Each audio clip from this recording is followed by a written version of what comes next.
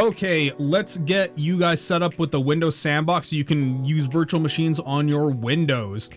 Click the Start menu. Let's go to Control Panel. In Control Panel, let's click Large Icons. Get it out of the stupid view. Here, we're going to go click on Programs and Features. We're going to click on Turn on New Features.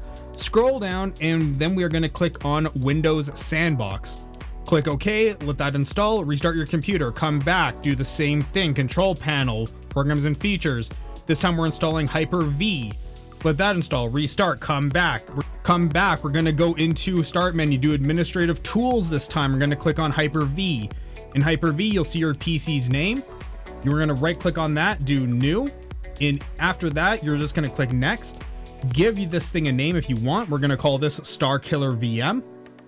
After that, we're just gonna keep clicking Next, Next.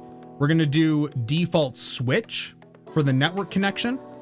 Now, if you want to install a different operating system or Windows, it's up to you. Just direct it to the ISO, click Finished, and follow the OS installation steps, and you are good to go with Windows Sandbox. Subscribe now.